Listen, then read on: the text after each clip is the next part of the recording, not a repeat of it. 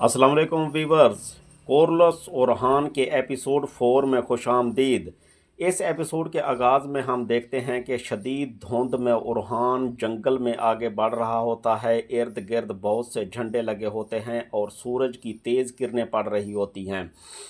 एक बहुत बड़ी तख्ती पर कुछ लिखा होता है। ओरहान इसे गौर से देखने लग जाता है। काफ़ी देर तक देखने के बाद जब वो मुड़ता है तो पीछे सफ़ेद दाढ़ी वाले 4 बुज़ुर्ग खड़े होते हैं। एक के हाथ में तलवार, दूसरे के हाथ में तीर, तीसरे के हाथ में कमान और चौथे के हाथ में कुरान पाक होता है। कमान वाला बुजुर्ग कहता है, तुम कई फतवाहत से गुजर कर आए हो। जब लड़ो तो तुम्हारी काले लोहे की तलवार पशेमान ना पड़े। तुम नए कले फतह करके आए हो। जब लड़ो तो तुम्हारा नेज़ा रेजा रेजा ना हो। फिर तलवार वाला बुजुर्ग कहता है, जब तुम दौड़ोगे तो तुम्हारे सफ़ेद घोड़े लड़खड़ाने नहीं चाहिए। कुरान पाक वाला बुजुर्ग कहता है, मेरे रब तुम्हें कभी मोहताज ना करे। आखिरी वक्त में तुम्हारा रिश्ता ईमान से ना टूटे। कमान वाला बुजुर्ग पूछता है, क्या तुम जानते हो कि चीन की दीवार क्यों बनाई गई? उरहान जवाब देता है, ताकि तुर्क बहादुर अंदर ना आ सकें। तलवार वाला बुजुर्ग पूछता है, बातिनी इलाकों के दरवाजे क्यों खोले गए? उरहान कहता है, ताकि हमारी नस्ल फतवाहत से खुशहाल हो। फिर कुरान उठाए बुजुर्ग पूछते हैं, तुम्हारे दादा अर्तुगरुल गाजी सर्द इलाकों में क्यों आए थे? उरहान जवाब देता है, ताकि हम इन रास्तों पर चलें और अपना घर बनाएं। कमान वाला बुजुर्ग पूछता है, क्या तुमने अपना घर बना लिया है? क्या तुम तुर्की की रिवायात और कानून को बरकरार रख सकोगे?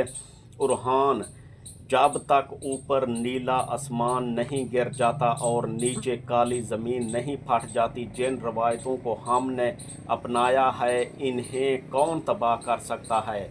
जो रिवायात से हटता है वो रास्ते से भटकता है, और जो रास्ते से भटकता है इसका वतन तबाह हो जाता है। ऐसे शख्स का खून से पहले मेरे लिए हलाल है। कमान वाला बुजुर्ग कहता है, लेकिन तुर्क पहली बार कई साल रियासत के बगैर रहे हैं। तलवार वाला बुजुर्ग कहता है, मेरे दांतों और नाखनों से कैम आखिरी तुर्क रियासत सल्जूकी पारा पारा होकर ख़त्म हो गई। तीर वाला बुजुर्ग पूछता है, क्या तुम्हें उम्मीद के कंधों पर लादे बहुत से डर नहीं लगता? उरहान कहता है, अगर मुझे ज़रा बराबर भी डर हो जाए तो मेरी नस्ल ख़त्म हो जाएगी। फिर कुरान उठाए बुजुर्ग पूछता है, तो फिर इस रास्ते पर कैसे चलोगे? क्या बाप को रौंद कर गुजरोगे? तलवार वाला बुजुर्ग पूछता है, क्या तुम अपने भाई को कुचल कर आगे बढ़ोगे? अपने सरदारों पर हमला करोगे? उरहान खामोश होता है तो कमान वाला पूछता है, जवाब दो, क्या तुम अपने बाप को मारोगे? अपने भाइयों, अपने साथियों और सरदारों के खून से हाथ रंगोगे? उरहान कहता है, जो रिवायात की पैरवी करता है वो दादा की बरकत पाता है। जो रिवायात के खिलाफ जाता है अपने इंजाम को पहुंच जाता है। अजदाद पर हाथ नहीं उठाया जाता, भाइयों से दुश्मनी नहीं की जाती, सरदार इसकी इतात नहीं करते जिसे मुकद्दर की बरकत नहीं मिलती।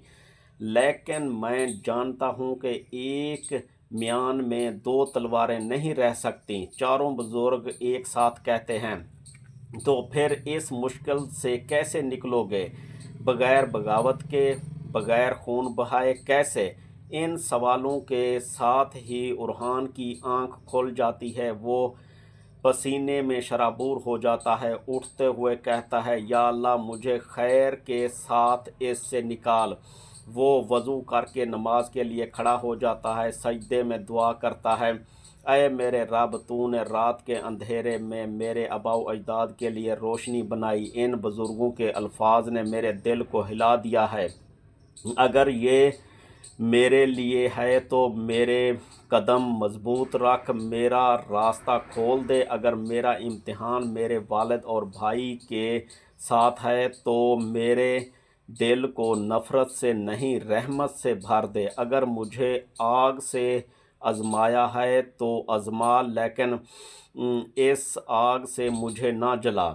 सुबह हम देखते हैं कि बाला और उरहान के दरमियान भेड़ उठाकर दौड़ने का मुकाबला हो रहा है। कासम और सुलेमान बुलंद जगह से सब देख रहे होते हैं। तैमूर, बोगा और कारा खलील भी भेड़ उठाकर भाग रहे होते हैं।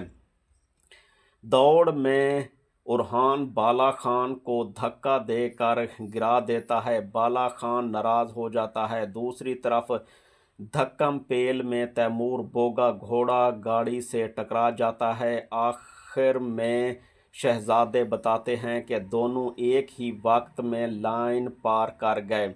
इसी दौरान एक सिपाही कारा खलील को तराली का भेजा हुआ ख़त देता है। खलील पढ़कर परेशान हो जाता है।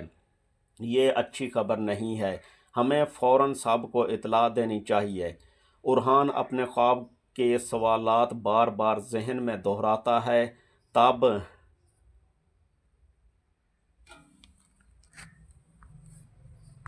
लड़की इसे ढूंढ लेती है। दोनों घोड़ों की दौड़ लगाते हैं। बाद में नीलोफर उरहान के हाथ धुलाते हुए कहती है, इस ख्वाब का बोझ सिर्फ तुम उठा सकते हो, मैं हमेशा तुम्हारे साथ हूँ। कारा खलील और बाला खान आते हैं और बताते हैं